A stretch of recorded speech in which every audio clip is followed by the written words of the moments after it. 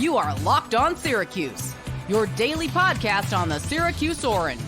Part of the Locked On Podcast Network, your team every day.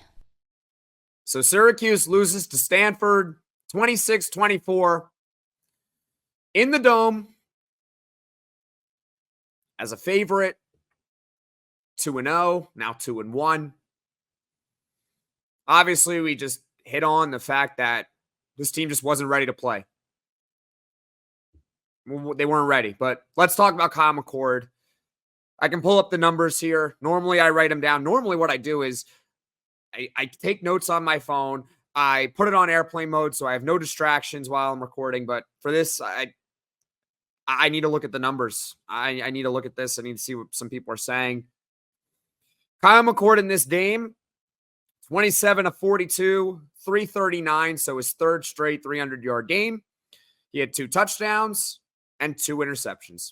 And he also had a rushing touchdown of 19 yards. And get this, he still finished with -8 rushing yards in the game. Kyle McCord was the least of Syracuse's problems tonight. Did he have his best game? No. I thought he was a little bit off in the beginning. The timing seemed a little weird with the receivers. I get it. There was no Zede Haynes. Still not an excuse, but, he's a big part of the offense. So I thought in the beginning maybe he was a little off, but other than that, he didn't quit. I don't think the team quit. But I thought he played a pretty good game. The pick 6, we could talk about the pick 6 in the third quarter. I mean, it made it a 2-score game for Stanford. It made it 20-10. That was on Dan Villari. There was some sort of miscommunication on that. It didn't look like Villari was looking for the ball. What a liability he has become. Jeez. So that wasn't on Kyle McCord, that pick 6.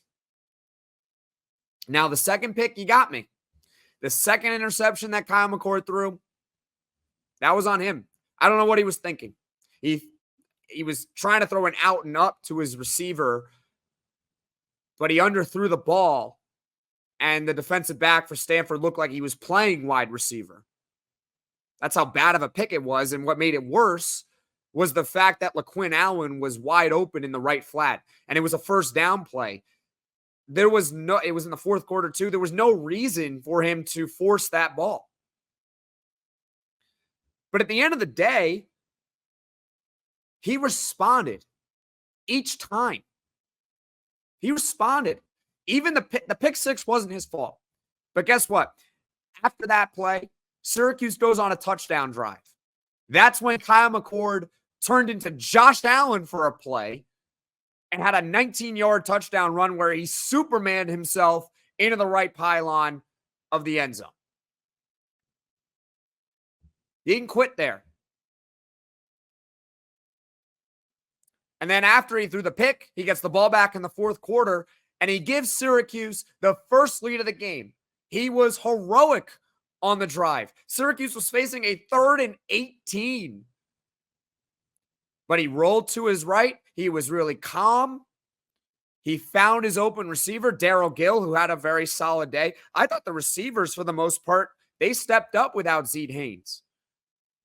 I'll get to the numbers in a second, but Kyle McCord found him. He found Darrell Gill open, a soft spot in the zone, and then he hits Jackson Meeks for a touchdown on a slant route. That was the last play that Syracuse ran in the game.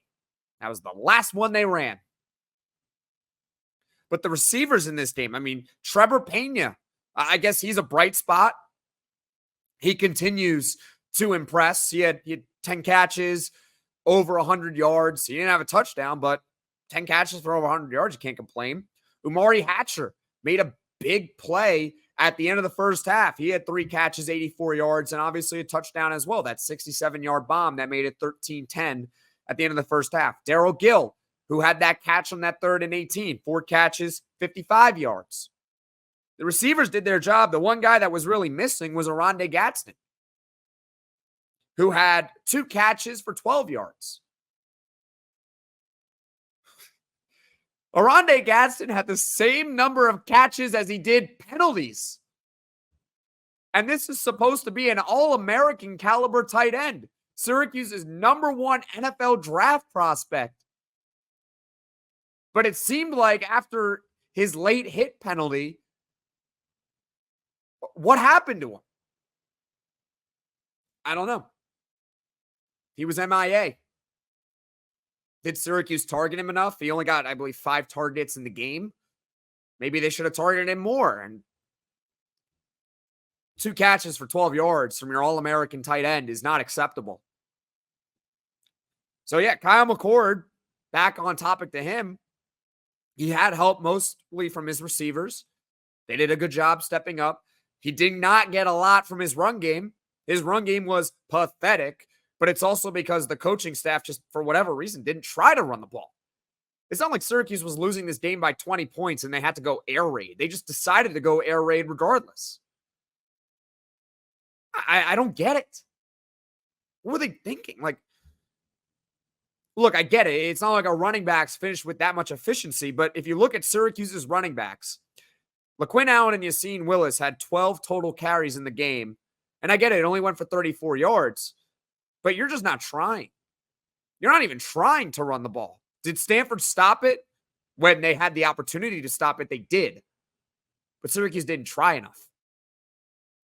Kyle McCord had to throw the ball 42 times. You would think they were losing this game by 17 the whole game, but they weren't. I didn't understand it. It's depressing because we all had high hopes for this team. We had high hopes after week 2, especially when they beat Georgia Tech. They're pretty good, I think. I don't know. They play against Louisville this weekend, so we'll see how they fare in that one. That's actually my upset special pick of the week. But what do I know, considering I thought that Syracuse would blow out Stanford? I was wrong. You're going to be wrong sometimes.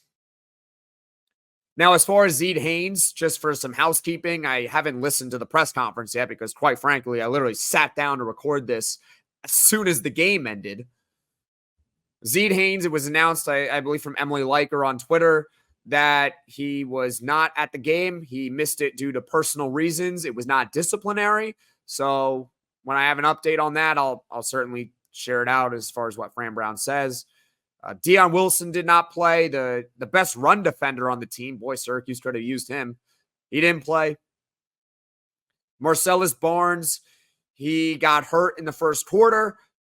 Did not return. He got hurt off a run play. He kind of got drilled. I don't know exactly what the injury is, but he was knocked out of the game. So that's some. Justice Ross Simmons, I did see him on the field at times, but he didn't record a catch. So they're clearly just trying to ease him back in. He's coming off that hamstring injury. I did say that if he's not 100%, don't play him. Unbelievable. They lost to Stanford. I don't know. We'll break it more down in a less maybe emotional way than I am right now as we go on throughout the week. Talk about really what went wrong in this game, give maybe more thorough analysis. But, Syracuse fans, I want to hear from you what your thoughts are on this game. Leave a comment in the comment section below. Syracuse loses 26-24, a just embarrassing loss. I was hoping it wasn't a trap game. It was certainly a trap game.